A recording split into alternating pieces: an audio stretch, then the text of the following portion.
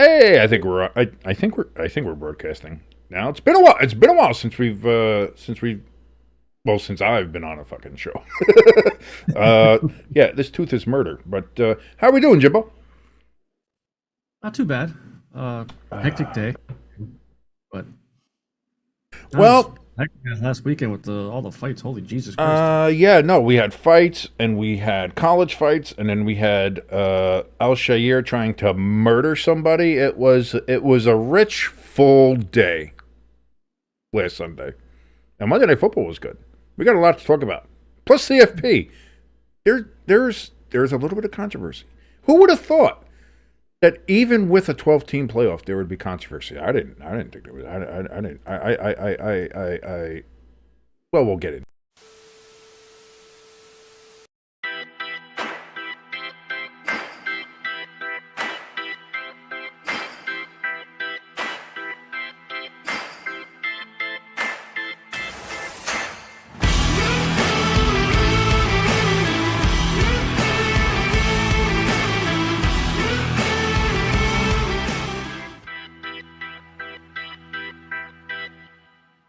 And welcome everybody to Stay Tuned Sports. It's your boy King right over here. Right over there is your good friend Jimbo. We are here with you on Wednesday, as we should be every Wednesday. Not last Wednesday because I'm a loser. But every Wednesday we should be on the air here. And we thank you so much for joining us here on Stay Tuned Sports. Lots to talk about this week going on. Obviously, we're going to get to week 13 in the NFL. Recap a lot of stuff that happened there since I wasn't able here to do that for the countdown. Jimbo put out his countdown yesterday. I was unable to go ahead and do that, but I'm going to touch on that a little bit later on today as well. So we got a lot of that to talk about. College Football Playoff Selection Committee released their penultimate version of the rankings and bracket as it was going to break out, and there's some schools that aren't happy about what's going on there. Also, we'll have a little bit of talk on Al Shair's hit on Trevor Lawrence, what that's going to do. Trevor Lawrence is now on IR, probably for the rest of the year. It's at least a minimum of 4 games, and at that point you're figuring, okay, they're just going to sit him and have him rest of it done. Shair's only suspended for 3 games, which actually surprised me. I have some strong thoughts about Shair and the whole thing going on. And of course, various other little topics, like, I don't know, maybe the Devils absolutely fucking curb stopping the Rangers on Monday. Fuck you, Rangers. So there's a lot going on in the sports world today. Jimbo, as I mentioned before, you told us a little bit that you were a little bit busy and things going on, but outside of that, how are we doing? And especially with your Philadelphia Eagles actually looking fairly good. Fuck, I hate saying that. I love how we're finally like checking off all the excuses for people like, oh, they haven't played somebody yet. All you gotta do is look at Cooper DeJean and see the melee hit that he put on Derrick Henry there. No, he stopped him dead in his tracks, and that's the second time in like 2 weeks that's happened. Because one happened was T.J. Watt did it to him in the game that we had watched covered on that Sunday where the Steelers played the Ravens and won. That was 2 weeks ago, whatever it was. And that was like, whoa, that doesn't happen to Derrick Henry. And then Cooper DeJean comes over and he fucking does it. And it's like, oh, shit. Plus, again, Saquon was, it took a while in the game trying to get going. Didn't really look like it was going. But once it hits that fucking fourth quarter, man, it's just, he's the closer. He's Mariano Rivera for the Eagles. Oh, it's a close game. Oh, it's a tight battle. Fourth quarter comes, not the fuck anymore. It's not. Saquon runs for 30 yards. He runs for 28 yards. He runs for, in the Rams game, he had 270 plus fucking yard runs. It's like, well, he is the Eagles cheat code. So no matter how good or bad Jalen Hurts plays, no matter how good or bad some of the receivers are, or maybe the defense has an off game or something like that, which I'll say this too, Philadelphia Eagles defense playing a lot better. Playing a lot better than what they have, and what I've given them credit for. And I'll okay, you know what? Let's just jump over there real quick. Let's just jump over to the countdown set here. I'll just show it real quick here. I didn't put it in the Discord for you. Hold on. Let me jump over to Discord, put that in there for you. But everybody else right now can see it. Let me throw it in here. Let's do a screen share. And, well, let's see. How will that look? You can see somewhat of it, so I don't give a shit. Okay. So this is what I have for mine. Yours, obviously, I put in there as well. I see you have the lines. You have the Eagles at number 2. You fucking homer. You homing son of a bitch. I see you have the Bills. Then the Chiefs at 5. I mean, you have some questionable picks here. I'm not going to lie. You have some here that made me scratch my noggin a little bit. I could explain the 2 and 3. I could explain the Eagles and the Bills, if you want. The floor is yours. And I said on the show yesterday, like, it was tough between the Bills and Eagles. Like, they're really, really close. Like, it could be, what did he say, 2A and 2B? Like, that's how those picks could be right now. The Bills playing a battered 49ers team who's not going to make the playoffs compared to Eagles beating a playoff Ravens team is what pushed me the Eagles just a little bit ahead to 2 and 3. But the Bills were also fighting the elements. They were fighting Mother Nature in the snow, in the blizzard, in the lake effect, just whiteout conditions of Orchard Park, New York. And listen, that's not the part I disagree with you about. Whether the Eagles, like, I'm giving you shit because you're an Eagles fan, so you put them up higher. I get it. But I think I do agree with that. Eagles, Bills, you can flip them 1 or 2, 1 or 2. I'm fine with that. Having the Steelers above the Chiefs. Again, I think you can make an argument for that based on how the Chiefs have played, how, again, they just snuck by the Raiders based on a Raiders mistake in that game. Everybody else can chill with the fucking, the officials did it. The officials didn't do shit. The Raiders fucked that up. And even they came out of it. They fucked it up. The Cardinals is a little weird for me. Okay. The Cardinals is weird. Having the Buccaneers in there is weird. For right now, like that, I find that perplexing. I find that perplexing. As far as, again, when you have some of the other teams here, like the Cardinals have lost 2 straight games now. The Seahawks have won 2 straight games. One of those against the Cardinals, which is why I have the Seahawks at 11 in my rankings and don't have the Cardinals in there at all. Because, yeah. I love the Cardinals. I do like them. I still think they can turn things around, but yeah, I'm not sure about that. You don't have the Vikings anywhere in your top 12. For a 10-2 team, even as mediocre and as skating by as they are, I have them at 10. So again, they're 10-2, and I don't have them up near the top where all the other double-digit teams are. But to not have them in there, to think that the Vikings aren't in the top 12 is kind of nuts to me. They're the Indiana of the NFL, the Indiana Hoosiers. Yeah, but Indiana's going to make the playoffs too. So, like, you know what I mean? Like that they're still ranked in the top 12 in college. When they played Ohio State, we finally saw what team that was, and Minnesota is just having a tough time beating teams, and they're barely beating them. And I think the Buccaneers could beat Minnesota. I think. I mean, yeah. I mean, sure, but I don't know. Like, you think the Cardinals could beat Minnesota right now? They didn't. They lost to them. Yes, it was close. Yes, it was by a point, but they fucking lost. And you have them not only ahead of the Vikings, you have them at least 3 or more spaces ahead of the Vikings. Which is I have Minnesota at 13. You have them 3 spots ahead of the Vikings. That's fucking insane.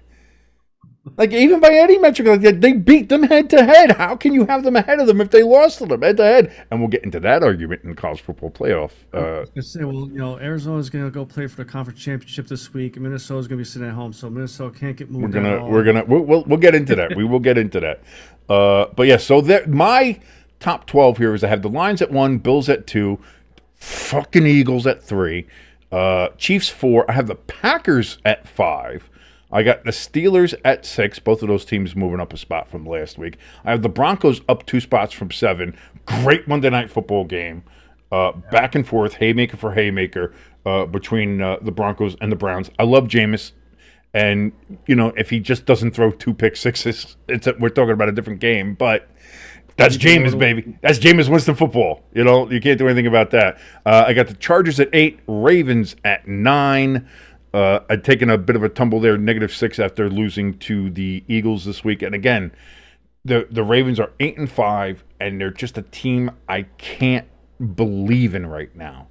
And yeah, they got all the talent in the world, and yes, they've got Lamar Jackson and they've got Derrick Henry, but their defense can't stop a wet fart right now, and their offense is not clicking with any kind of consistency right now. And as we just saw, Deontay Johnson has been suspended for a game, and I'm going to be honest, he's probably going to get released. As there's already been a bit of a rocky start with his time with the Ravens. Not the first place where he's had issues, obviously. And he was suspended today for the game because he just said, "No, I'm not going to go in. You got to go. This is your play. You got to go in for the play." Nah, I don't want to play. I don't want to play against the Eagles. Are you kidding me? Nah, I don't want to play against them. I kind of want to defend him, though. I mean, would you want to go back in after you've seen Derrick Henry get blown up? I don't want to get hit no more if I see that. Yes, because I'm a football player. That's how I want to play. I have the Vikings at 10. Again, they have no change. I didn't move them up or down because, again, it's a very lackluster victory, but it is a victory. They are 10-2, a very weak 10-2, but still, I think they are one of the best 12 teams in the NFL. And again, that's saying something because the NFL this year has a lot of bad fucking teams. And what do I got? I got the Seahawks up at 11 and the Commanders back into my top 12 after their big win over the Tennessee Titans. So, now, again, I said I had issues with yours. Looking at mine, do you have any issues with how my top 12 looks? I never have any issues with you. That's bullshit. That's bullshit, and you know it. That's a goddamn lie, and you know it. I actually got a little chuckle out of seeing the Packers up higher than mine after I asked you, was it Sunday that I asked you, do you think the Packers are all the way back? And you're like, Jordan Love still making issues. And I thought maybe you would have them down near me or a little bit lower than me. Yeah, but here's the thing. Yeah, no, they had issues at the time. But then they dismantled the Dolphins, who were playing good football, playing better. Tua was looking better. Then they go up to Lambeau on Thanksgiving night and get absolutely obliterated. And the Packers look good. So they moved up. And they didn't move up a lot for me. They moved up a spot. I had them at 6 the week before. Even with their issues, I still think they're a good enough team. Their defense is very good. Xavier McKinney is right now maybe one of the top cornerbacks, if not one of the top cornerbacks in the NFL right now. Again, Jordan Love, he needs to clean up his mistakes, but when he's not making mistakes, he's a very good quarterback. Josh Jacobs running very well for them. Like the Packers are a good team. So that's why I have them up there. I have them right now just behind the Chiefs, who, again, they just escaped with another victory on Blackout Friday against the Raiders. And so that was but Taylor was at that game too. She looked great. I just want to say that. I know everybody gets tired of me. Everybody gets tired of me talking about Taylor, but all right. So let's get back. We've covered that now. We've covered some of the Week 13 stuff. We know a couple teams are on a bye. I think this is the last bye week of the season. The Broncos are on a bye week now. Ravens are on a bye. I think there might be one or two others. I can't remember. But who are the Eagles playing this week? The local high school team, I think. Carolina Panthers. Don't sleep on the Panthers, man. Don't sleep on the Panthers. They look good. They look good in that game against the Buccaneers. Yeah, I know. But their rush defense, I think, is ranked like 30th or something like that. So Saquon may have another 300-yard game. Well, see, here's the thing. If I'm the Panthers, listen, let Jalen Hurts, let him beat us. Yeah. Let him throw for 500 yards. Don't care. We're not letting Saquon. Put 11 in the box. I don't give a fuck. Let everybody else run free. Run free. You're free, everybody. You can go down the field, run for as far as you want. My absolute goal, if I'm that defense, you are not having Saquon Barkley run on us. Like I said, I'll put 10 in a box and have just one safety out there covering the entire rest of the fucking field. I don't care. Like you you have to you have to face that. And that's what I mean. And again, you never know any given Sunday. As Chip brings up in the chat, the Panthers went toe to toe with the Chiefs. They've gone toe to toe with the Buccaneers, who we both think is very good.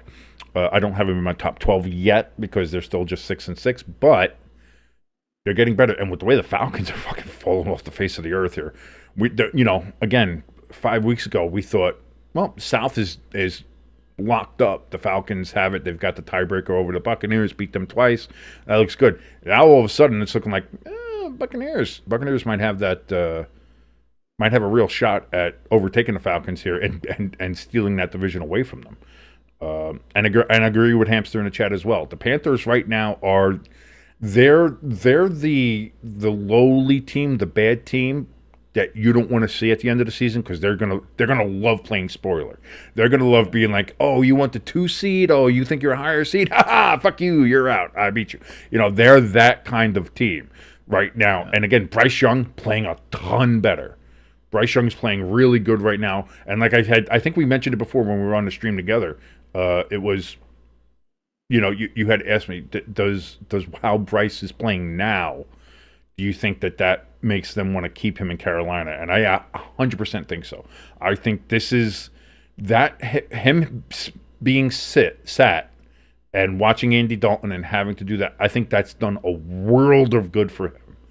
And just being able, just for the first time maybe in his career there, sit down, spend a lot of time with the coach, because again, that's the whole reason they brought in Canales was to work with him, and maybe just sit down, absorb it, look at what's happening. And now that he's been back in there, it's a different quarterback. Yeah. He looks so much better, much more comfortable, making very good decisions. And that's something you can build on. Yeah. If you're in Carolina. So I definitely think that they have something there in Carolina now. So interested to see how the rest of that season goes for them. Interested to see how the rest of the season goes for a lot of other teams. Not for the Giants. Fuck that team. I'm done. I'm not watching them anymore. I'm not for Thanksgiving this past week. I didn't watch a minute of that fucking game. I didn't. Yeah. Sat down with the in-laws, had some lovely Thanksgiving dinner and whatever. They involved myself in other conversations. My wife's uncle, he kept on going, trying to check the game, see what's going on. I was like, Pete, I don't care. Pete, I got to tell you, don't give a shit. There's nothing about that game that I could like. I care more about this stuffing and this fucking delicious bird in front of me than I do about that fucking game. And sure enough, I was proven right because the Giants fucking suck. Drew Lock sucks. The entire team, organization sucks. Dexter Lawrence, our one good fucking player, dislocated his elbow. He's done for the year. So it's just like, what else? What else is there? Like there's nothing there. There is nothing there. Nothing to talk about. So. Okay, I've gotten that over with now. Right there. I mean, you usually go on like a 3-4 minute yelling. There's nothing to yell about. It's just because now I'm resigned myself. I resigned myself to the fact that fucking Mara's going to keep the 2 shitheads around, and nothing's going to change, and next year's going to be the same fucking bullshit with the same fucking nonsensical fucking draft picks, and then Brian Dable's not going to be able to coach anybody for fucking shit because he's going to try to fit square pegs, round holes. You know the deal. You've heard this rant a million times already. It's old hat, and I don't want to bore anybody with it. So they know how I feel. I have made my feelings about the New York Football Giants well known. So instead of rehashing all that, why don't we jump over to a brand new topic? Not really brand new, but it is something interesting. The college football playoff. They've released their penultimate rankings. Let me go over and see. Pull this up here. And I know I have it here somewhere. Where are they? Okay. Okay, so I have the college football playoff rankings here, and then we'll talk about the brackets as well. Clearly, we know some of the other ones. Oregon, number 1, Texas 2, Penn State 3, Notre Dame is up to number 4. Now, Georgia at 5. Ohio State drops down to 6, but that's still going to be good enough, I think, to get into the playoffs. Clearly, Tennessee at 7, SMU 8. They're going to be in the ACC championship game. You have Indiana 9, Boise State at 10, Alabama 11, Miami 12, Ole Miss 13, South Carolina 14. And we're, I'm not going to go all the way down the list here because we could do that for fucking ever. But what this means as far as bracketology goes, if you will, to steal a term from March Madness, as we're now in December delirium, whatever the fuck they want to call it. There's a couple things to point out here. One, Ohio State's still going to be in the playoff, even after losing to Michigan, and probably is going to get a home game, which is maybe surprising to some people. I'm not sure. Like, again, I'm not sure how to read that. Do they deserve it? Their 2 losses are to the number 1 team in the country, with what was it, a 2-point loss at Oregon, and their other loss is, granted, a bad one to a bad Michigan team at home. That's a bad one. But, I think you will find other things around here to get upset about.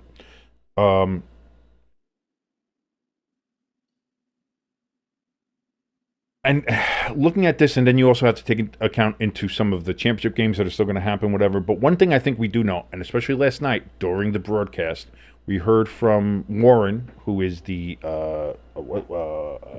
what the fuck is his first name? I forget. Weird kingpin looking motherfucker. Yeah, he does. He looks like the kingpin, right? Yeah. He came out and said that for all the teams that are done, that are not in any conference championship games or anything like that, where they are is where they are. That there's not going to be any other data points or anything that they can do as far as changing where they sit in their rankings or anything like that. Which means Miami is out, Ole Miss is out, South Carolina is out. And there's nothing they can do about it. That those 3 teams, which they were trying to lobby for to get in, to do anything like that, they're out. Miami missing the ACC championship game by losing to Syracuse. And again, let's face facts. And this is the other thing, too, and I want to get your opinion on this. The Miami Hurricanes, what do you think about them being basically that first team out of the bracket? It's weird. Like, if they're out, and you look at, like, Georgia and Alabama. Georgia has 2 losses there, and Alabama has... Alabama has 3. I think the playoff rankings, the committee should say, listen, there should be a new rule. If you have 3 losses or less, or 3 losses or more, I'm sorry, you're not eligible. Just like how it used to be with being bowl eligible. You had to win a certain amount of games.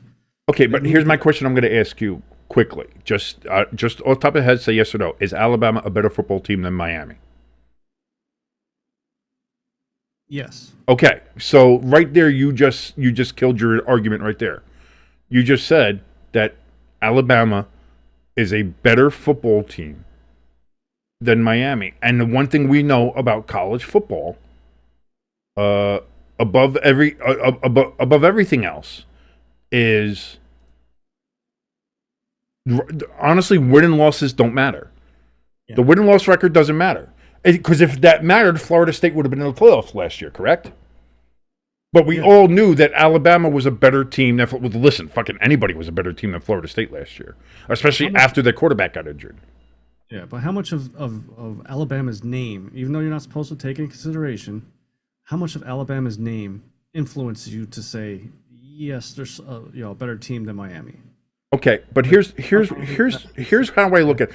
Okay, what's Miami's best win this year?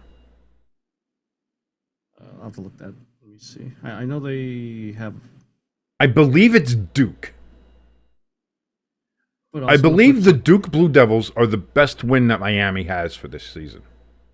But also on the flip side, you look at Alabama's losses. Okay, but let's look at their losses, but also think of just based on wins, because anybody can lose. Losers you can find anywhere. Let's look at wins. What's Alabama's best win? They beat fucking Georgia in Georgia. Now let's also look at the losses. Alabama's losses. Bad one to Oklahoma. They did. They lost bad to Oklahoma. Absolutely. That's one you have there. They lost to Vanderbilt. And then they lost to number 7 Tennessee. Yeah. But this also goes into a factor to the SEC ones, because you also have Ole Miss is bitching saying that they should be in above Alabama, and same with South Carolina. Now, here's the thing with that. Now, South Carolina lost to both Ole Miss and to Alabama, so they're out of the conversation in my mind immediately. Thanks for coming, but you're out. Sorry. You're 9-3, same as Ole Miss and as Alabama, but you lost to both of them, so you're out of the conversation. Then you have to look at Alabama and Ole Miss together as head-to-head. Now, against common opponents, they didn't play head-to-head this year, but in common opponents, they're 3-1 with the common opponents, so same record. So then you have to look at other metrics, and we look at their losses. As we mentioned, Alabama, they had a very bad loss against Oklahoma. At Oklahoma, but Ole Miss lost to a 4-8 Kentucky team in Mississippi. I would argue that that's a worse loss than the Alabama loss to Oklahoma, who was 6-6. What about Vanderbilt? Then we look at Vanderbilt. That's a loss. Vanderbilt 6-6 team this year. So that's another 6-6 team loss, another 500 team that Bama lost to, again, on the road in Vanderbilt. And then Ole Miss, they have a loss against Florida, who is 7-5. So one game better at Florida. That's a loss, but a game they should have won if you want to talk about it. So again, I think I would put that as maybe equal to maybe a bad Bama loss. I would put Ole Miss gets the favoritism on that one. So we have 1 point for Bama, 1 point for Ole Miss. And then we look at the third losses they have. And that's Ole Miss lost to LSU at LSU, who's an 8-4 team. Not great, as we Notre Dame fans love, because fuck Brian Kelly. Alabama's third loss at Tennessee, who's the number 7 ranked team in the country at 10-2. So that loss goes into favor, I think, of Alabama. So looking at that metric, just talking about the SEC teams, I think Alabama, of those three, the Gamecocks, Ole Miss, and Bama, Alabama wins that argument, to me. Now, let's look at Miami. See, and while you're looking that up, though, I would say, if you want to say Bama wins it, fine, but they slightly win it, and I really think that the name is what gets them in there. How are you saying the name when I just gave you all the metrics that tell you why they get in over them? The third loss was between both teams, compared to both teams. I would say is losing to an 8-4 LSU team is worse than losing to the number 7 team in the country in Tennessee, who's 10-2. That's a worse loss. Yes. Yeah, I guess. Yes. But go ahead. All right, yeah. I'm just saying. Like, this is my argument for that. Like, this idea that everybody's throwing out there saying that, well, they're just Alabama because of Alabama's name, when you actually break it down and want to look at it by some of the metrics, you want to do a little bit of a deeper dive, yes, you have to go through shit with a minutia when you're talking about fucking 9-3 teams, whether or not they want to be in or not. Yeah. Now, here comes the argument when it comes to Miami. And again, this is the same problem that Florida State had last year. They were undefeated, but who the fuck did they play? Nobody. And again, this is the same problem with Miami. Let's look at let's take a look at Miami's schedule and see who they played. Now, let's start with their first game this year was what? Florida. And Florida, again, they've turned it around, so good for them. But at the time, Florida didn't look good. Miami won 41-17. Then they played Florida A&M. Then they played Ball State. Both of those were blowouts. They played South Florida. That was another blowout, but South Florida's not any great shakes either. They needed referees' help to beat Virginia Tech. Virginia Tech should have beat them. That was awful officiating. We all saw it. We all know it. Miami should have lost that game against Virginia Tech. Okay? So they snuck by with a very close win there, which that should have been a loss. Then they played California, and they should have lost to Cal. Out at California, they should have lost to Cal. Cal had that game, and they won by 1 point. Again, some iffy officiating. So that's 2 should have been back-to-back losses. Then they had to go back and forth with Louisville. Won that game 52-45 in what was, again, great defensive effort from Miami there.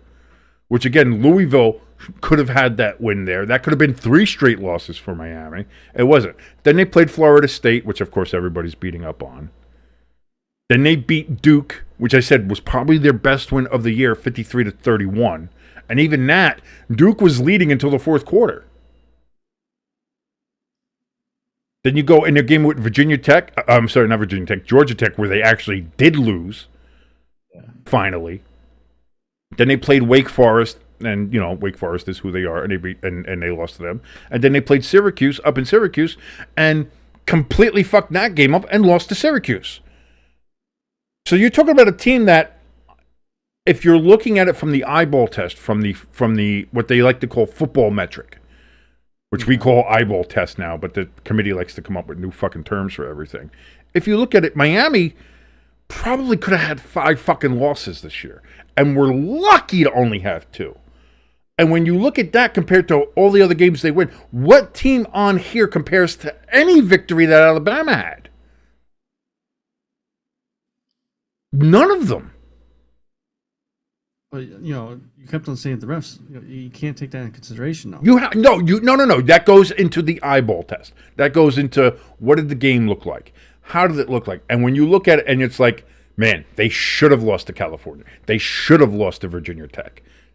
Yeah. You have to take that into account. That's what the whole football, that's what the eyeball test is what does it look like when they play? That's why they kept Florida State out, because the eyeball test was, man, without fucking their Travis there, boy, they suck. When you saw it, they were bad. Hamster says FSU was 13-0. They should have been in. No, they shouldn't have. FSU was fucking garbage because they played a fucking shit garbage schedule. Sorry. End of the story. It just is. And they didn't look good in it either. Especially after Travis got hurt. So, no, Florida State shouldn't have been in last year. And just like the same thing, Miami shouldn't have been in this year. And honestly, if they were in this year, they were going to fucking steamrolled in the first round. Because and even if they didn't, if they won the ACC championship, if they put them in the bye, you're telling me that they had a chance in that second round in a bye? Whoever made it out of the first round was going to fucking destroy Miami. Against any of these other teams that are here. Fucking Boise State would fucking beat Miami. Are we fucking serious? Like, everybody's going all nuts because of Cam Ward. And, Cam Ward's so great. Cam Ward's so great. If Cam Ward's so great, how do you lose to fucking Syracuse? Fuck off. No, I'm because the Miami people are fucking whining, and they're the last people. Like, if you're Ole Miss, you might have a point. You might have a point. And the South Carolina people, as much as you're bitching, yeah, you don't have a point. But you still have more of a point than fucking Miami does. And I understand that you're talking about 3 lost teams compared to a 2-loss team. But you're a 2-loss team in a weak conference who didn't play anybody on your schedule, and you didn't even make your conference game. Eat shit. I'm sorry. Fuck off. You don't get in. You don't get in for being mediocre. Or being that mediocre. Yes, we have some mediocre teams in the playoff this year, but you're going to get that if you have a 12-team playoff or 14-team next year, whatever they're going to do. But Miami does not fucking belong in a playoff. And people saying that they do are fucking stupid, in my mind. And I know other people are going to sit there and say that, Bama got in because of the brand. And if you want to make that argument, fine. Go right ahead. But my point is, when you actually want to break it down by what some of the metrics that the committee is looking at, and that's how you have to look at it. You have to look at it from, what are they seeing? What are you seeing from all these metrics? And looking at it from that standpoint, it makes the most sense that Alabama's in above Ole Miss, above South Carolina, and above fucking Miami. Now, here's the thing. Alabama's not guaranteed a spot. No. Because here's the thing, and this is what we're talking about. These are the things that can happen. Because we have the ACC championship game that we're talking about. which you have 8th ranked SMU, who's 11-1, going up against Clemson, 9-3, ACC championship game participant, because their conference obviously record was better than Miami's, or I think they're tied, but they hold the tiebreaker or something or other. I don't know. Either way, because that's you got to remember, it's not overall record; it's conference record. That gets you in the conference championship game. So that's why you have SMU and Clemson. Now, if Clemson wins, I don't think they knock out SMU. SMU is 11-1. They would be 11-2, and I don't think they're going to punish a team for playing an extra game and losing it and then getting kicked out. Like if they were on the periphery, maybe. That's what I took from his comments. So basically, whoever plays this weekend is guaranteed playoff spots. I don't know about because here's the thing too. Like I think whoever, because Boise State's playing Nevada or UNLV. Like both of those aren't making it. Clearly, we know that. So whoever wins that game is going to be in, and whoever loses is out. But but when you look at the other with the Big Four conferences, like the Big Ten, like whoever loses that, like if Penn State loses that, they're not getting out of the playoffs. They'll get knocked down a little bit, but they're not getting out of the playoffs. If Georgia loses to Texas, or if Texas loses to Georgia, either way, neither one of those teams are going to be out of the playoffs because Georgia's 5, Texas is 2, Oregon 1, Penn State 3. Like they're not getting knocked out. So SMU and Clemson's ranked 17, SMU's 8. If SMU wins, Alabama is in. I think if Clemson wins, SMU is still in, but then Alabama's out. So who would take SMU's spot if, in the rankings, how far do you think SMU would drop down to? SMU might drop down to probably 11. They would have to. I think they would be like the last team in. Save let's say if UNLV upsets Boise State, then they would be lower, but they would also be a conference champion, so they would automatically be in anyway. But I think SMU at lowest they'll drop to 11. So if Clemson wins, they're automatically in anyway, so it doesn't matter. And as of right now, they're not in it, right? No, they're down at fucking 17. They're 9-3. They're you would consider them, they are worse than Miami. Yeah. But if they pull an upset on SMU, I don't think you knock SMU out at 11-2. Yeah. Because they win a championship game. So I think SMU makes it, no matter what. Clemson loses, they're out. Alabama's in. If Clemson wins, I think SMU is also still in, and Alabama's out.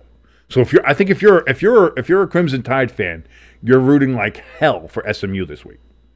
Yeah. Because if SMU wins, you're good. You're in. But if Clemson wins, you're probably out.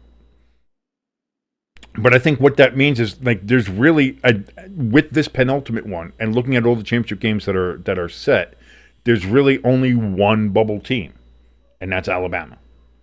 And so it's just a case of what happens in that ACC championship game.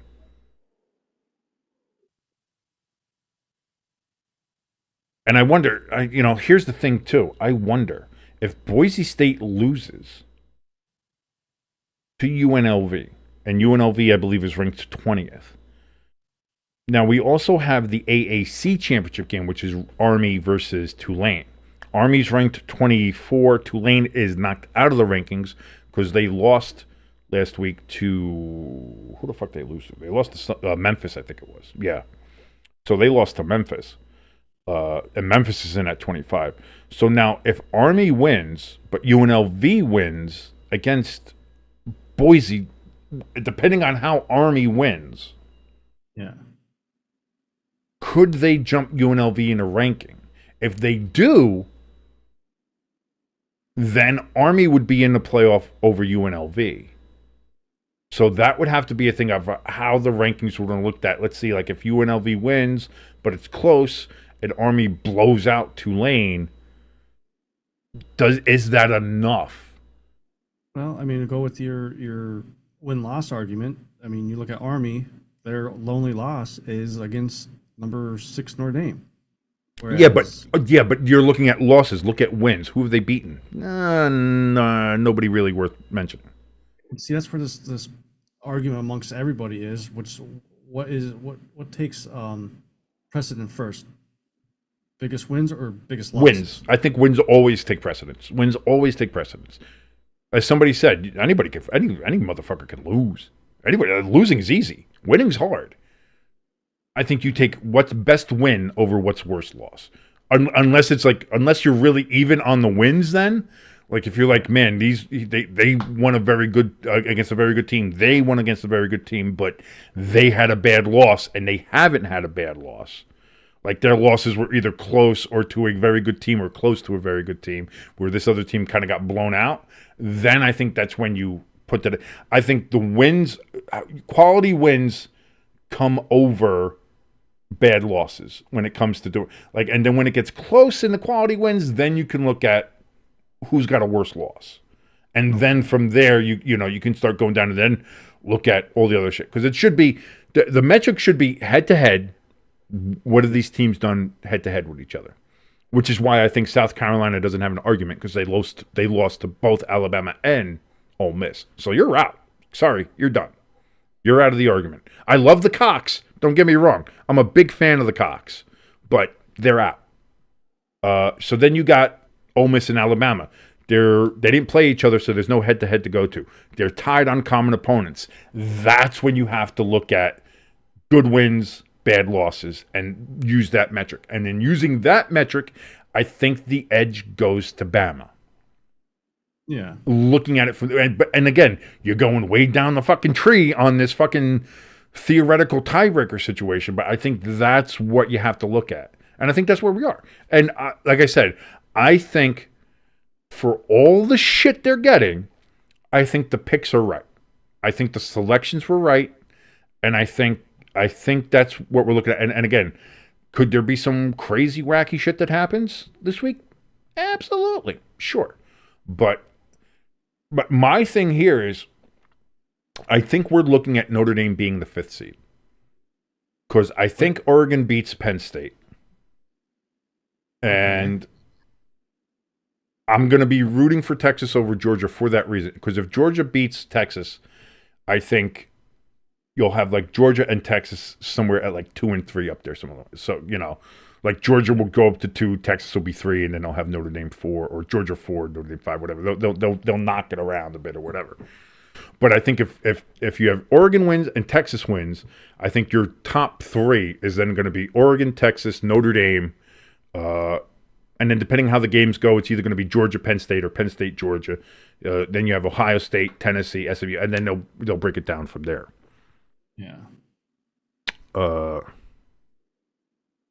Gemini 65. Oh, you're just a couple of numbers off of being something really cool, Gemini. Just saying. But still, for football or for making money, as far as picking Alabama and having Alabama in there, I think it's both, to be honest with you. Yes, does it help having a brand in there that's going to bring in money? Absolutely. And I know some people have complained about Notre Dame being where they are. And I can see the argument of, well, they have Notre Dame that high because they're Notre Dame. Okay, fine. I'm willing to admit that. That's fine. But, because if we're going to be honest, we're talking about strength of wins and losses and stuff like that. Notre Dame has maybe one of the worst losses in college football this year in losing to, not even a MAC power in Northern Illinois at home. That's a bad loss. But it was their only loss. Now, they had some wins against some other okay teams. Louisville was okay this year. A couple other teams are okay. But if we're going to be honest, too, the rest of Notre Dame's schedules were, like, they beat Texas A&M, which unfortunately turned out to be not as good as we had once hoped or thought that was going to be. Although if they would have beat Texas this past weekend, they would have been an SEC championship game. It would have been a lot better. You can make the argument a lot better. Hey, we beat an SEC championship game participant. It's pretty good. But that was still a good win. And then the rest of the schedule nobody else. Like Notre Dame blew out fucking everybody. Yeah. So the point differential is, I think, was the best in Notre Dame history. 11-1, and I know that one is a big one, but again, if you want to go by what the eyeball test is, what the football metric is, Notre Dame looks like a really good fucking team. But I can see the argument there. So I understand the argument about, oh, they're doing Alabama because it's Alabama. Is there some of that to it? I don't think it's not. I think it's absolutely a consideration. But I also think that when you do break it down dispassionately and you look at it objectively, again, I'm a Notre Dame fan. I don't like Alabama. Yeah. I'm not a big Alabama fan. Not a big guy for the Bama. Okay? But when you look at it objectively, when you try to look at the metrics as dispassionately and as objectively as you can, again, it's college football, so objectively and dispassionately are fucking very nebulous terms. But looking at it from that perspective, I think putting Bama in there is the right decision as it stands now. Now, again, that doesn't mean they're a lock. Because if Clemson wins, I think Alabama's out. Because then you're going to put out, I think SMU stays in. I think SMU is a lock. I think these are your teams that are a lock. Obviously, Oregon, Texas, Penn State, Notre Dame, Georgia, Ohio State, Tennessee. I think SMU is a lock, whether they win or lose. Indiana, they're in. Because they're at 9, and they don't play another game, and they're not in a spot that can get knocked out. So Indiana's in the playoff. Boise State, as long as they win, they're in. If they lose, then you start getting into the argument between whether the Mountain West or the AAC representative should be in there. And that would be a whole other conversation. And boy, I kind of want that because I want to see what kind of arguments we can get into of whether it should be Army or UNLV or Tulane or whoever. We'll get it. So as long as Boise State wins, they're in. And then you have Alabama. And Alabama is the one team here outside of like Boise State. So long as they win, I'm going to assume that Boise State wins. Okay. And say Boise State's in. So Alabama is the only team that is a question mark right now as to what the results happen on Sunday. So if we're going to, and if we look at it from that standpoint of just depending on the results, who's in, the only two teams then you worry about are Alabama and Boise State. Because all the other teams in their championship games, if they lose, they're still in. Yeah. Boise State, if they lose, they're out. SMU, if they lose, they're still in, I believe. So, and I think with that being the case, if Clemson beats SMU, then Alabama's out. Let me ask you this. So the talk of playoff expansion, is that definite or is that still... I believe they're still talking about it. Listen, they got to fix a lot of things. Number one, the automatic buys and seating, I think, need to go. Okay. I think that needs to be, and we discussed a little bit about it, and I was talking about it. I don't mind the automatic bids if you win your conference, absolutely, but it should be top 12, and it should be whoever's ranked 1, 2, 3, 4, no matter what, should be in the bye, whether you've won the conference championship game or not. If you're ranked that high, you should be rewarded. Yeah. Also, and just real quick, I'll let you finish your thought there for a second. They need to fucking reseed with the rounds. Because if you look at how it breaks down, like right now, guess what? You're Oregon. You're number 1. You get a bye. You're the number 1 team in the land. Your reward for being number 1 is facing, right now, as it stands, either Tennessee or Ohio State on a neutral site. Yeah. Congratulations! What? Yeah. Meanwhile, like, let's say we look at Notre Dame, they would end up getting like either like SMU or if they win or possibly Clemson or Boise State or whoever else would take that spot. It's like, like I understand. I like Notre Dame. I would like the easier path. Don't get me wrong, but that should not be how it is. I think if they do expand next year, I think whether it's 12 or whether it's 14, I think you need to have top spots, the top buys. I guess if it's 14, it'll be only 2 buys instead of 4. The top 2 buys should go to whoever the top 2 teams are, and have it ranked like that. If you do win your conference, you're automatically in, and plus the highest ranked rest of 5 conference champions. So you have your Power 4 and 1 rest of 5, whoever it is, whoever's the highest ranked of the rest of 5 champions, they're automatically in. Everybody else goes in by ranking, and first and second round need to be home games. No, not at a bowl. Yeah, no. Yeah, okay. I hate having a bowl. Like, there's no. You want to do the semifinals and obviously the championship game at a bowl. Fine. You want to have the semifinals at a bowl. Fine. This idea of having we have the big 6 bowls that we have, so we have to make sure that we have, no. I'm sorry, and I said this before, but once you did the college football playoff, even when it was just 4, the bowls are dead. They're dead. I'm sorry. They don't mean anything. So let's stop trying to fucking pretend that they do. They should be there for all the other teams that don't make the playoffs. Fine. You want to have bowl games for them? The top Big Ten team that doesn't make it versus the top whoever. There's no Pac-12 anymore, but whoever you would want to have in there. Maybe make it a Mountain West team. I don't fucking know. Big 12. Whatever you want to do with that. Have them be at the Rose Bowl. Have them be at the Sugar Bowl. Have them be at the Orange Bowl. Whatever the case is. But the idea that you have to have these bowls in there for some kind of tie-in or... Sorry. The bowls are dead. And once you see what these playoff games, these home college playoff games are going to look like, come December 20th, I believe it is. Yeah. No, but everybody's going to be like, fuck that. And again, you're Oregon. You're the number 1 team. Let's say you're Oregon, Texas, SMU, I suppose, and who would be the other one? Because that's the Big 10, Big 12. Big 12 would be either Arizona State or whoever, but they're not getting a bye. They're not going to get a bye.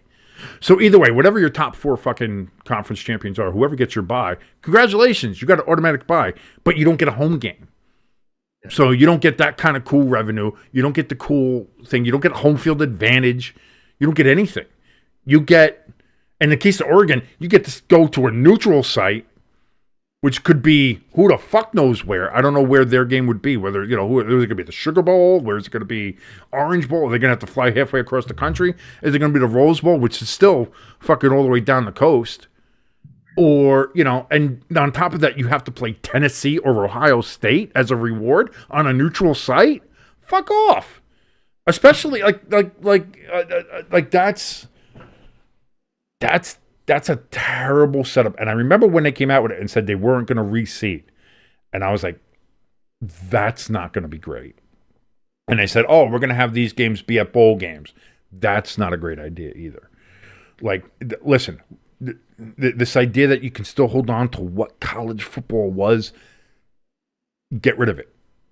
Like, get rid of it. It's the college football like that is done. Stop trying to hold on and drag some kind of fucking tradition with you. You fucking sold that tradition for fucking billion-dollar TV deals. I'm not saying it's right or it's wrong. I'm just saying that's the reality of the situation. Stop trying to fucking drag these fucking bowl games with you. The bowl games don't mean a fucking thing. And right now, if I'm these other teams, if I'm these other schools, I'm like, fuck that. I'm Oregon. I want to have a home game at fucking Autzen Stadium. That place being fucking loud, being raucous, being cold and rainy and cloudy and windy. And that's, my home field advantage. That's what I want. I don't want to play in fucking beautiful Pasadena where I get to face fucking Ohio State then. Yeah. Or Tennessee in that kind of situation. Like that, I don't want that. I want a home game. And then again, if you want to do the semifinals on a neutral site and do shit like that, fine, whatever. That I can find a little bit more understandable, even though I'm still not great with it. I can find that more understandable of having a semifinal game as like a neutral site game, fine, whatever. But that's just my thing. I think that's something that needs to be addressed. Those are the two things. Get more home playoff games especially for the teams that get fucking buys. Fix the buy system, fix the whole ranking system so that it's not you win a conference championship, you automatically get a buy. It should be just the top 4 ranked teams, whether they win the conference championship. like basketball, should get you in the tournament. You're in. You win the conference, you're in. Yeah. It doesn't mean you get a bye. Because that's what I mean. You have you have SMU's going to get a bye here. But they're the 8th ranked team. You're going to tell me that they're better than Ohio State, that they're better than Georgia, that they're better than Notre Dame, that they're better than Penn State, Texas? Well, I mean, Oregon and Texas are going to get buys anyway. But you look at some of these other teams, like you tell me they're better. They're clearly you don't think you're better than them because you have them ranked down to fucking 8th. Yeah. So why are they getting a bye over these other teams? And I've seen a lot of people come and argue about that. I know McAfee has been one of them, and you've seen a lot more other college people. Joe Klatt has complained about it, and I agree with him as far as that as well. But I think that's something that absolutely 100% needs to be addressed. Whether they expand it next year or not, whether they want to keep this 12-team format, that's something that absolutely has to be fixed. Is the automatic buys for winning a conference that needs to stop, and the seeding needs to be there needs to be seeding readjustment after each round so that the best team plays the lowest, highest ranked versus lowest ranked, should how it is. Yeah, that's how you do it in the first round, highest ranked versus lowest ranked. That's how it should be. And then whoever wins, the highest ranked, lowest ranked, you go ahead and you change that. We got Robbie in the chat. Robbie Thetford says, hook 'em. He's got the hook 'em horns up there. So obviously I think we know who he's rooting for in the SEC championship game in Atlanta versus the Georgia Bulldogs. What is ostensibly going to be a road game for Texas. Now, again, they lost and fairly badly to Georgia earlier this year. Do you think they have a shot? We'll roll this into kind of a little bit of a college football playoff prediction here. SEC championship game, Texas, Georgia. Who do you think wins? I mean, I want to say Georgia, but maybe the dynasty of Georgia. Maybe it's finally kind of falling to the wayside in a sense. So, and Texas is on the uprise, even though, like you said, they lost to Georgia. I was going to say, do you take that loss earlier in the year to Georgia fairly badly at home in Texas? Do you take that into account, especially now that they're going to Atlanta, which is not Athens, but it's dead in the middle of fucking Georgia, so it's going to be mostly dog fans. I'm going with Texas. You're saying Texas wins the game? I'm going to say I would like it, because it helps Notre Dame get a higher seed. It helps us get the 5th seed, and I think we would get Arizona State at that point if they were to win their conference and how it works out. And I think the road would be easier from being a 5th seed. So maybe. I think it would be easier with Texas, but I'm going to tell you what, the fact that Georgia did beat Texas fairly badly, Texas hasn't really played a fairly tough schedule all year. Looking at it compared to some of the other SEC teams. And now having to go into a hostile environment, as neutral site as they want to say it is fucking not neutral. We've seen every championship game there that's involved Georgia. It's not a neutral site if Georgia's in the game. So I actually think Georgia pulls this off. I actually think Georgia wins the SEC championship game, which again doesn't do Notre Dame any favors, unfortunately, when it comes to the rankings. So that would be unfortunate. So I'm probably going to be pulling for the horns, pulling my horn. But I do think Georgia pulls it out. Giggity.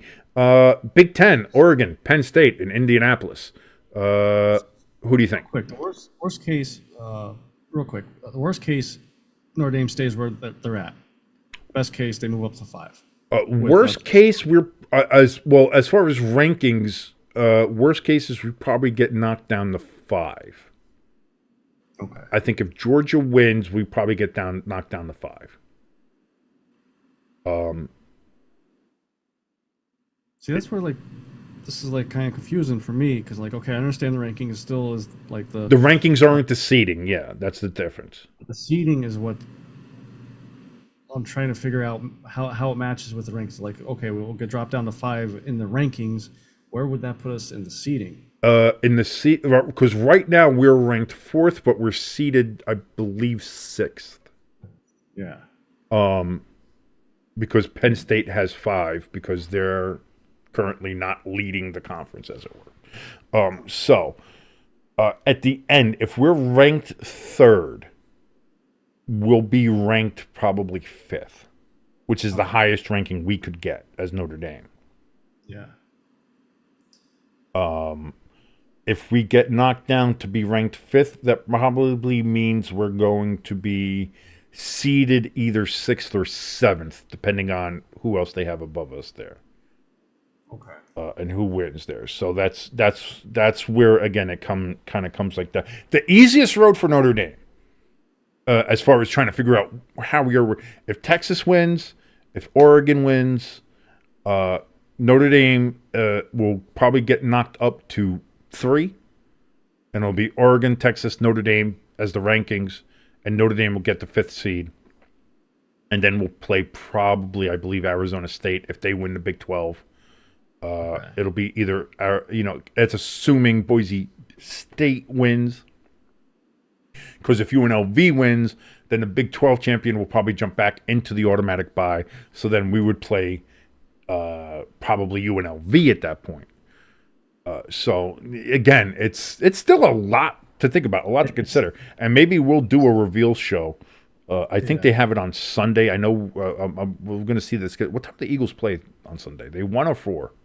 It's probably a 1:00 game since it's Carolina. That could be. So we'll see, because we could try to mix it. We'll see. Robbie in the chat. What's that? 1:00 game. Okay, so we'll figure it out. And I don't know, maybe we'll look around some of the other games, because I know it's the Eagles, but they are playing fucking Carolina, so maybe we'll try to find a better game. I don't know. We'll see. That'll be up to you. I'll let you decide. You watch whatever. I want to get the most eyeballs. You know what I'm saying? Robbie in the chat says Texas has the number 1 defense in the country. Yes, but that also goes to the point of who has Texas really played. Now, I'm not saying Texas doesn't deserve to be number 2. I'm not saying that they're not great. I'm just saying, as far as being one of the top 2 teams, it seems like the competition they have faced is maybe not 100% the greatest. And I think you can make that argument about Oregon too, although they did beat Ohio State. So I think that gives Oregon a better win than Texas does. And again, Oregon hasn't lost a game, whereas Texas lost and lost pretty badly to Georgia. So again, you have to take that into consideration.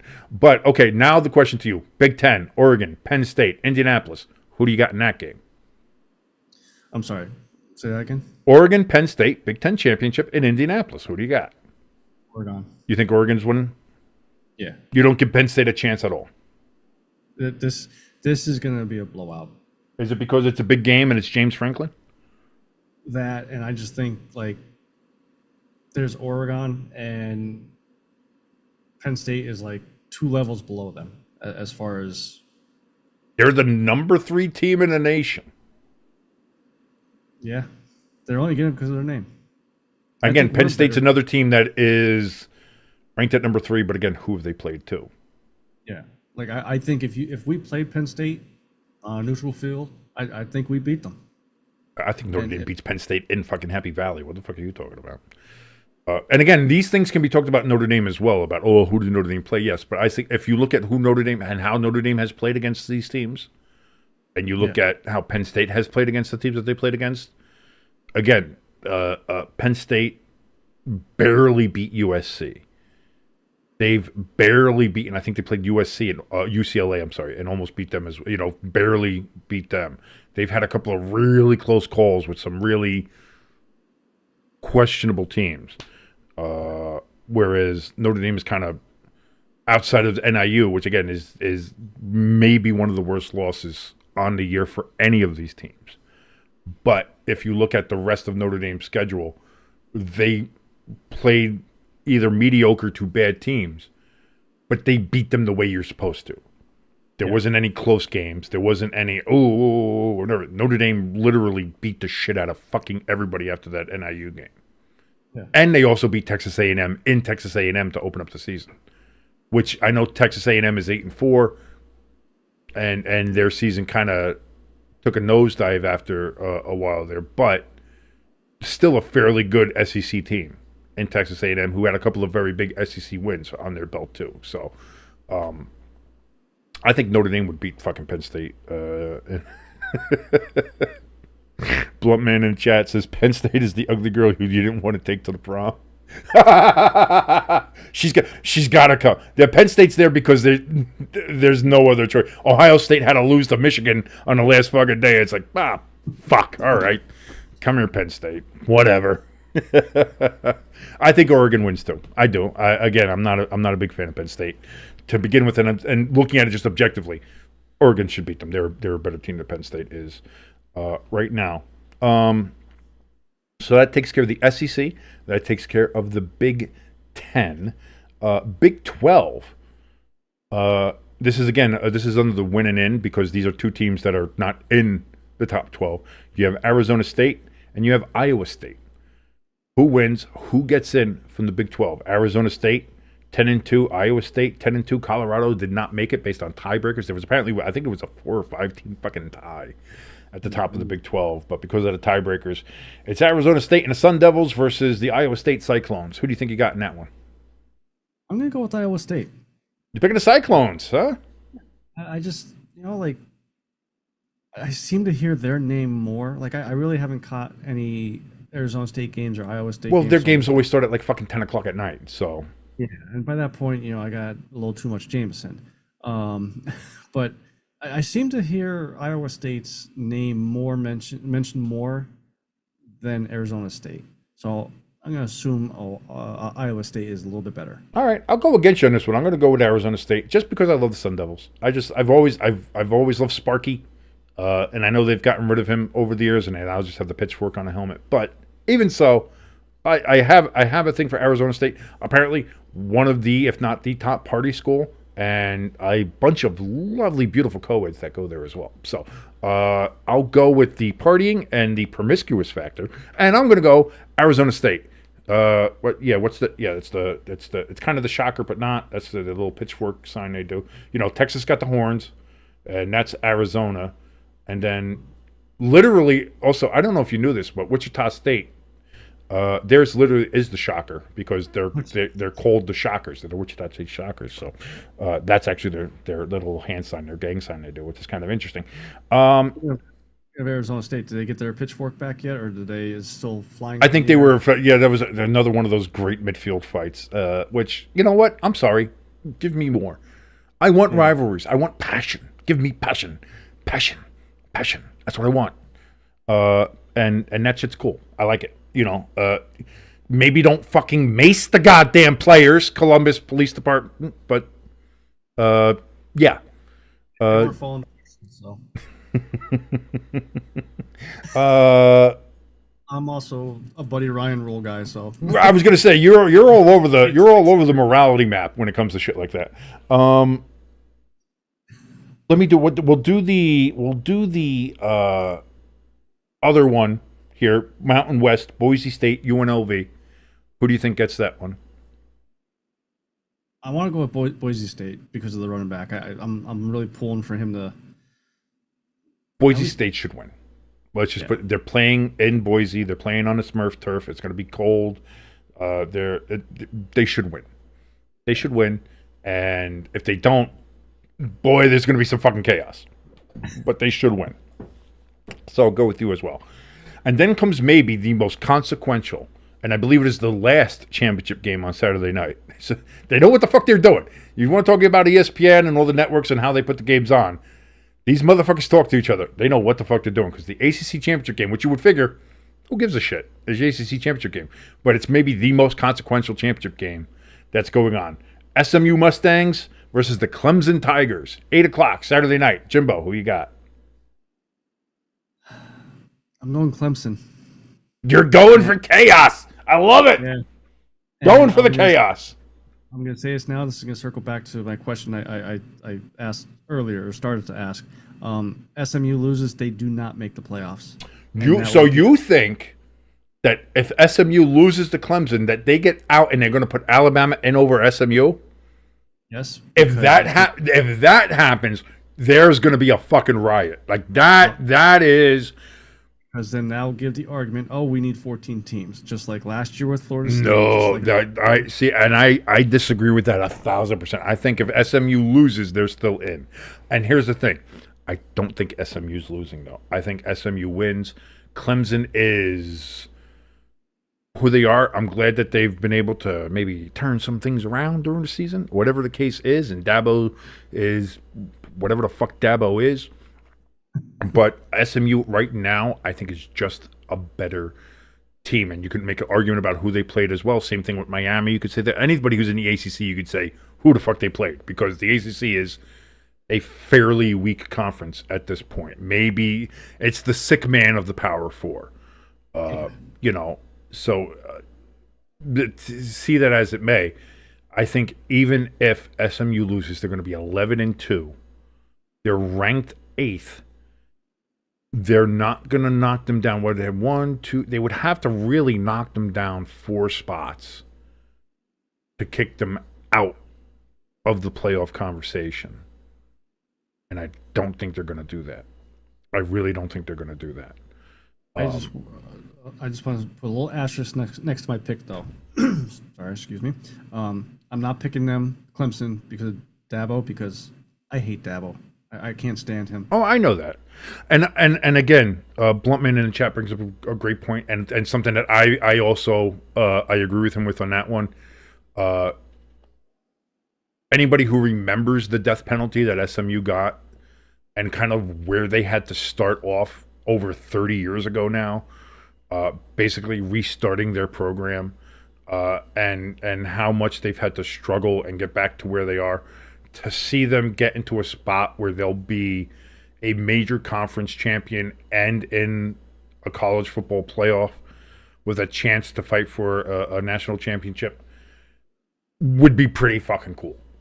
Yeah. You know, so there's part of that for me as well. So and even taking that away from it, ow, I just smacked my knee on the table. Ah! I'm sure everybody knows the fucking camera shake there. Even taking that all out of consideration, I think SMU wins this game. I don't think Clemson is quite on their level. This is kind of a down year for Clemson. They got lucky with Syracuse beating Miami and knocking Miami out of the ACC championship game. So I think that Clemson already now is in a spot above where they thought they would be. But that also could be dangerous. You could have Dabo just say, hey, fuck it, we're playing with house money, and they could start doing whatever the fuck they want to do, and that can also be dangerous if you're very unpredictable. So we're gonna see. We talked about that a little bit, about Ohio State not being in sixth spot. And again, they're not in the Big Ten championship game, but losing that game to Michigan, being 21 plus point favorites. I think it was 28. It was I don't think it was that high. I think it was 20, 22, 24, depending on which book you looked at. Either way, that game should have never been close, let alone lose it. So 6, I think, is still too high for them. But you know, it is what it is. And again, it's the brand. It's the Ohio State brand. And listen, they're going to be in the playoffs. To say that Ohio State isn't one of the best teams in college football, as much as I don't like Ohio State, it would be a disservice to say. They are one of the best teams in college football. They are. And they're at least one of the 12 best teams in college football. So they definitely belong. Like, who would you put Miami in over fucking Ohio State? Not a fucking chance. Not a chance. Would you put Ole Miss or South Carolina or BYU, Missouri, Illinois? No, you're not putting any of these other teams over. So yes, Ohio State, maybe they shouldn't be 6, but they do belong in a playoff. I think that, and that's what I mean. I think for the most part, I do believe the committee got it right. Maybe there's a couple questions about seeding. I think the format needs a lot of fucking work.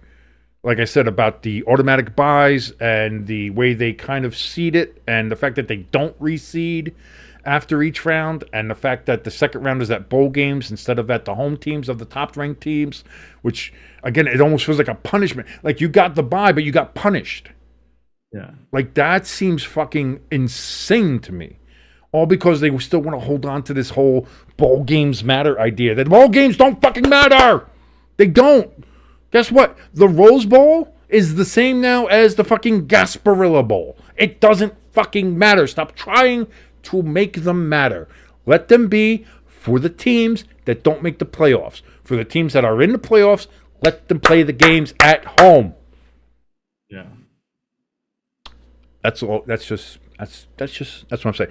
But outside of those issues, and there are plenty, I think the committee, as far as the selection, have got it right. And especially, and people may not want to hear it, people who are the Miami fans and the Ole Miss fans and the Cock fans, I think they got it right with having Alabama where they are.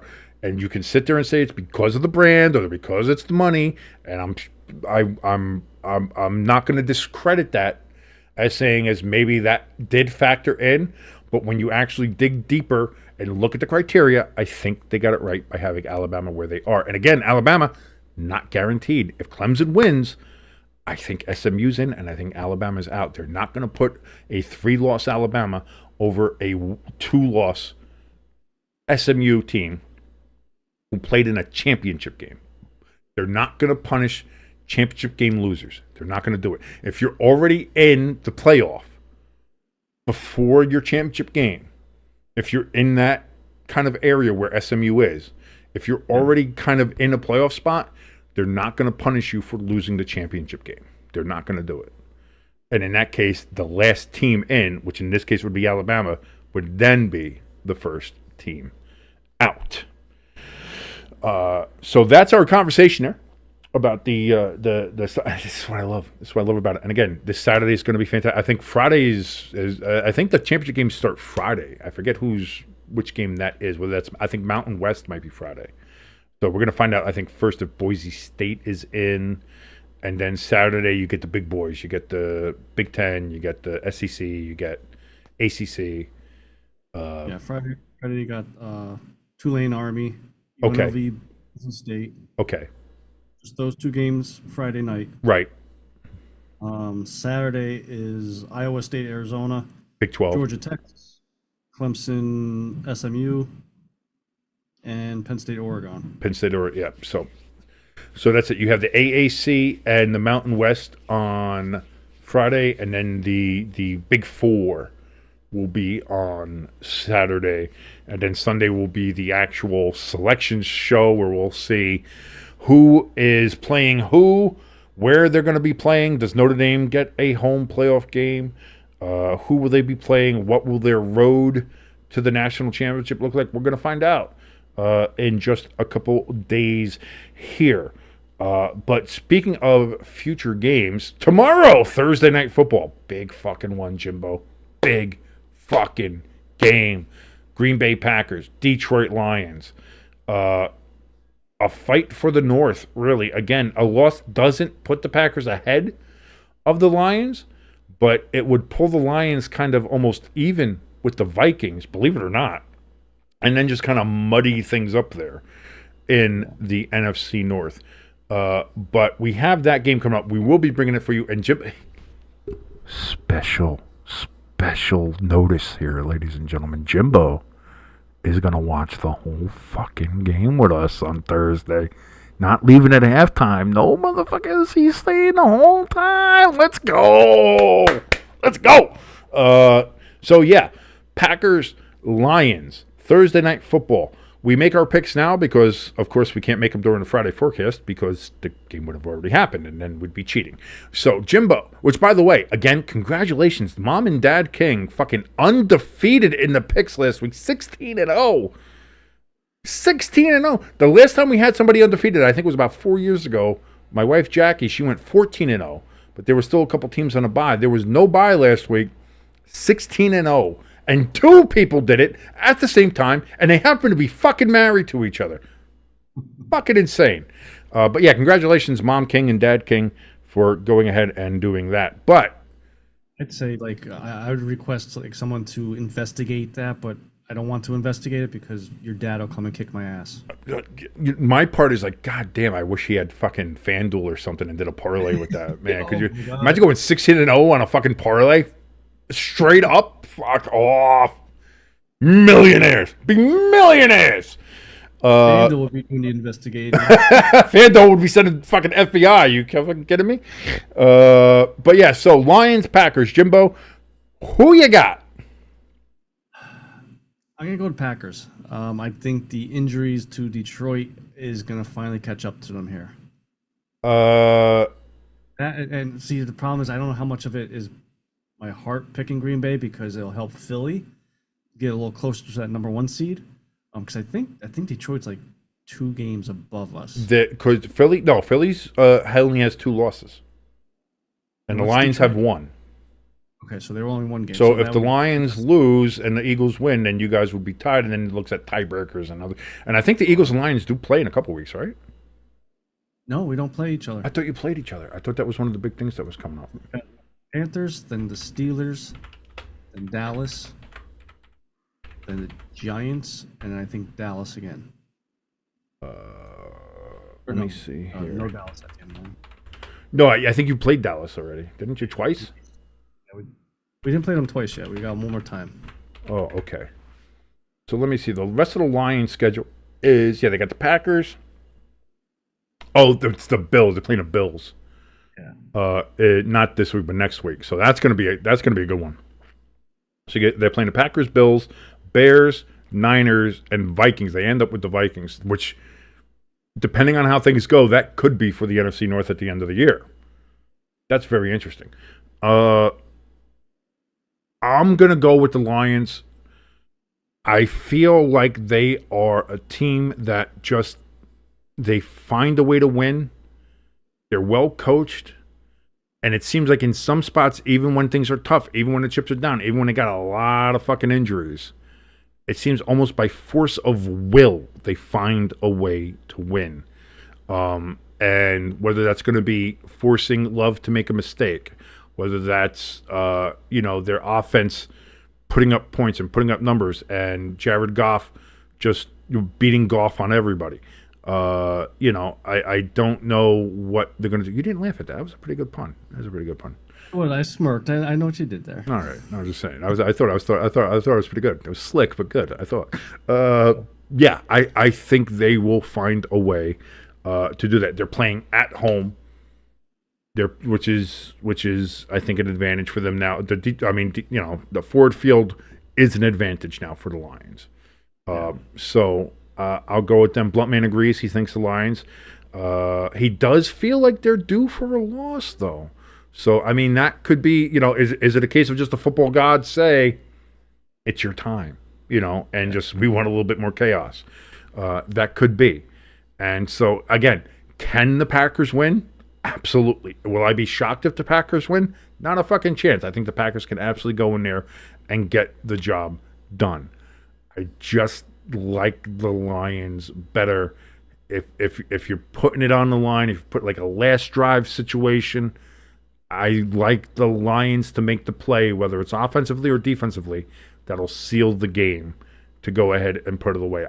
I feel them more right now than I do the Green Bay Packers. But if I'm Jared Goff, stay the fuck away from Xavier McKinney. Just don't bother with him. And I think just keep a good rushing game going. As long as you get your guys going there, Montgomery, Gibbs, whoever is in there, run the ball, get occasional pass out there to St. Brown, and get out of Thursday with a victory. And again, it's not even a regular Thursday because it's been a full week because they played on Thanksgiving. Same with the Packers, so it's a full week for them. But then, so you have this full week, and then you have basically a mini bye again. So this is the Lions actually feeling. I feel like this is all an advantage for them. So I'll give that. And I agree. In the chat, Bluntman saying as Campbell's a monster. The team definitely takes his personality. What a culture change he's made there in Detroit. And just the last 4 years, you've seen it. We've all seen it. Detroit went from being NFL Siberia to being a place that people want to go, people want to play for him, people want to run through a brick wall for fucking Dan Campbell. Because right now, the current NFL Siberia is the fucking Giants, who happen to be my team. So fuck that, fuck life, everything sucks. That's why I fucking drink during these fucking things now. Because it's the only way to fucking get through it. I mean, is it the Giants though, or is it New York, New Jersey? Well, again, the Giants seem to have absorbed some of the Jets' personality now. The Giants are jetting, if we will. You know, it's not. I now know the pain of what it's been like to be a Jet fan over these last 13 fucking years. It's just like, oh, this is what having an inept football organization is like. I get it. I understand it. It sucks. But yeah, so that's going to do it here for us today. By the way, thank you so much for watching. If you like what you watch, please hit that like button. Helps us out tremendously. Thank you so very much. Also, if you're watching and not subscribed yet, hit that subscribe button. Helps us out. Helps appease the YouTube gods, big Lovecraftian motherfuckers. That, you know, hopefully nobody will die and they won't eat our souls. So long as you go ahead and hit that like and subscribe button. Also, if you want to help us out a little bit more tangibly, those are free ways to do it. A way you want to help us out a little bit more, at least financially, we have a donation station link and a merch store link down in the description below this video. Thank you so much for watching with us to the end of this video. Jimbo, any final thoughts? Only thing I ask is college football, when Notre Dame does play, please make it a 3:30 or later game, because I'll be on a date with the wife 3 o'clock. After, I'll be able to watch the game. I'm pretty sure that all the playoff games are going to be kind of like primetime games. So I'm thinking like 6 and then 8, you know, or like 5:30, 8, something like that. I don't know how, if they have the schedule out yet, what the times. Actually, before we get out of here, why not check? I did look, and it was like 12:30, 3:30, and 7. Let's see. Oh, yeah. Okay, yeah. So game 1 will be Friday, depending, again, it depends on how they want to do this. Game 1 would be Friday, December 20th at 8 p.m. on ABC. Then game 2 and game 3 would be on noon, and then at 4 on TNT.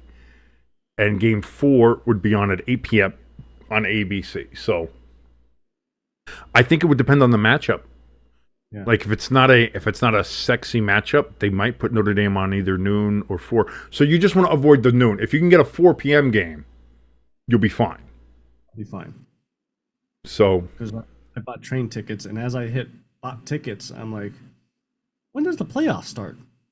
I look up on my phone, and I was like, shit. Oh no.